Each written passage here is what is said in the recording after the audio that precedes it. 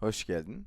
Bu videoda hem Valorant'ta Radiant bir oyuncu olarak hem de 13.000 saatten fazla FPS oynamış bir kişi olarak Smoke içinden nasıl killer aldığımı ve bunların neden birçok insanın zannettiği gibi şans işi olmadığından bahsedeceğim. Senin de bu killeri nasıl kolayca alabileceğini anlatacağım. Rakip A site bölgesindeymiş. Just leave it, leave it, leave it. Omen'ımız hızlıca main'e bir smoke gönderiyor.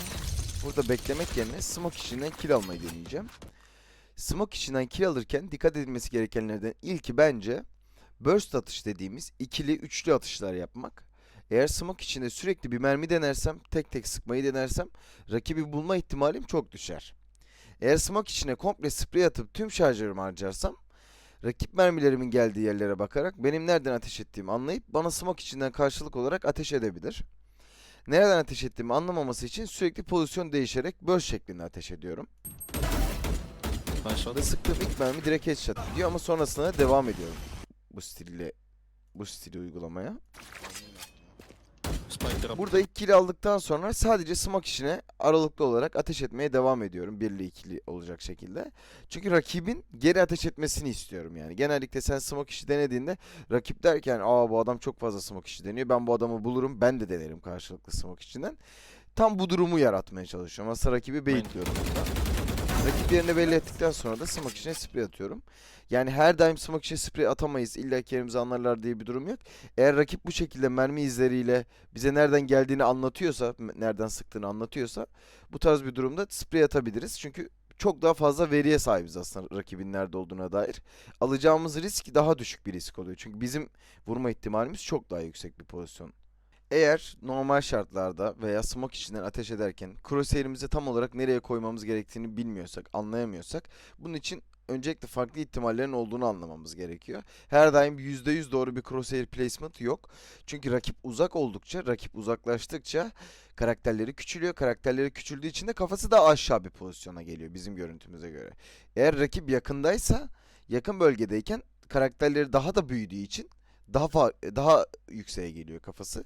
Onun için yakın bölgedeki bir rakibe örnek veriyorum. Tam bu bölgedeki bir rakibe şuradan crosshair placement ayarlayıp headshot level tutacakken uzak bir bölgeye gittiğimizde aynı mesafeye gidersek aslında çok daha yukarı bir mesafeye gidiyoruz. Halbuki rakibin kafası tam olarak bu bölgede, şu bölgede olacak. Onun için smoke içinden de denerken yapmamız gereken çok basit bir şey var. Smoke var diyelim burada. Normalde yakın mesafede varsa diye düşünüyorsak buraya sıkıyorsak, eğer uzak mesafede varsa diye düşünüyorsak buraya sıkmamız gerekiyorsa şu şekilde burst atacağız smoke'tan. Yapabileceğimiz en mantıklı hareket bu şekilde burst denemek. Çünkü yakındaki adamın da kafasını bulabiliriz, uzaktaki adamın da kafasını bulabiliriz bu sayede.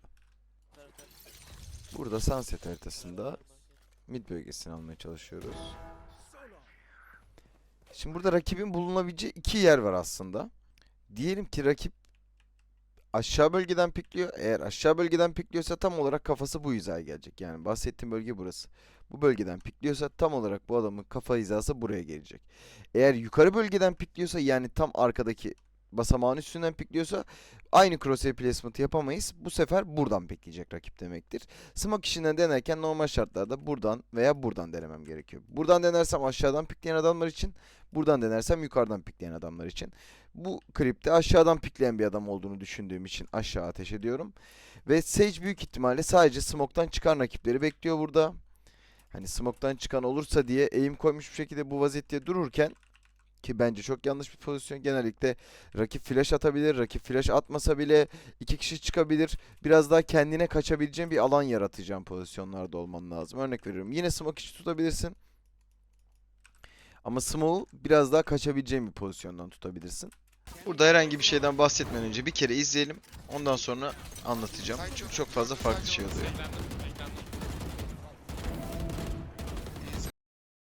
Burada Sova'mız ok atıyor sayda. Sova'nın okuna tam şu an Omen gözüküyor. Omen Green Box'ın arkasında oynuyor. Bunu takımca biliyoruz.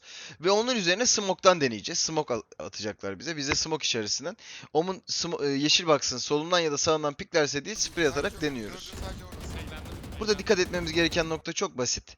Kesik kesik ateş edip sürekli pozisyon değiştirmeye çalışın ki rakip sizin yerinizi anlayıp karşıdan çok rahat bir şekilde sizi öldürmesin. Çünkü saldırıdayken smoke'tan kill almaktansa savunmada smoke'tan kill almak çok daha kolay. Buna dikkat etmemiz lazım. Ta ki biz sıkarken bir yerden mermi geliyor. Şu an geliyor mermi gördüğünüz üzere. Bu mermi üst kattan aşağıya doğru geliyor. Merminin düşüş yerine doğru bakarsak. Ve diyorum ki yukarıda rakip var. Aşağıya bırakıyorum ve üst tarafa dönüyorum. Bunu yaparken yine şeye dikkat etmeye çalışın. Kesik kesik ateş ediyoruz. Pozisyon değiştiriyoruz. Kill alsak da kill aldıktan sonra da bir şey değişmiyor yani. Bu taktiği sürekli uygulamamız lazım. Burada rakip Omen'ın bulunduğu yer, Green Box dediğim yer. Burasıydı Green Box'ın ya solundan ya da sağından pikleyecekti bize takımcı. Onu öldürmeye çalıştık. Onu öldüremedik. Ama Sova yukarıdan ateş ettiği zaman yukarıdan aşağı doğru. Buradan yukarı doğru, buradan aşağı doğru sıktığımız zaman mermi yukarıdan aşağı doğru gidiyor. Onun yerini o şekilde anlıyoruz. Tam burada olduğunu düşündüm ve buraya ateş ettim. Eğer burada olmasaydı burada olduğunu veya burada olduğunu düşünüp ateş etmeye devam edecektim ki öyle de yaptım.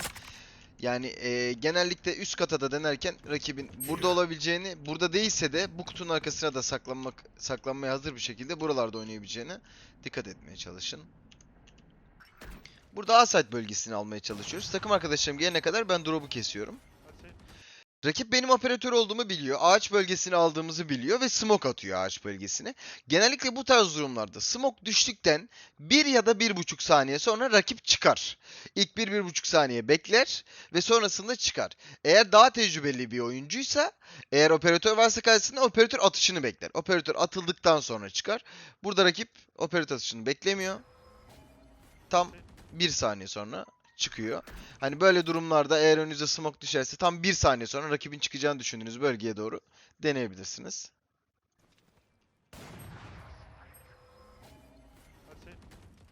Burada rakibin yaptığı şey burayı smokelamak ve smokeladıktan tam 1 saniye sonra hareket etmekti. 1 saniye sonra hareket ediyor ve ben o şekilde vuruyorum. Bu tarz durumlarda bir operatör tutan bir yeri smokeladıktan sonra onun ateş etmesini bekleyin. Yani en geç 3 saniye içerisinde o da timing hesaplamaya çalışıp ateş edecektir. Sonrasında daha güvenli bir şekilde çıkabilirsin. Burası zaten çok common bir angle ama yine de çok free killer alabilirsiniz buradan.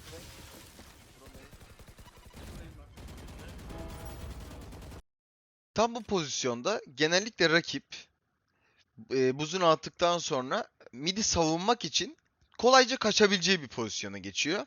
Ki bu pozisyona tam olarak şu. Rakip Sage'in bulunduğu pozisyon tam burası çünkü eğer mid bölgesini korumaya çalışıyorsa kaçabileceği bir pozisyonda olması onun için en iyisi ve sıkıp kaçmak açısından buradan daha iyi bir pozisyon yok. Yani burada sıkıp kaçabilme şansın yok, sıkışırsın. Burada ise kaçabilirsin. Ben de tam karşısındayken şuradan buraya doğru ateş ediyorum ve rakip Sage'i vuruyorum. Ateş ettikten sonra devam etmemin sebebi ise onun hemen yerini tekrar başka bir oyuncu alırsa diye onu da vurmaya çalışmak. Onun için aslında sıkmaya devam ediyorum.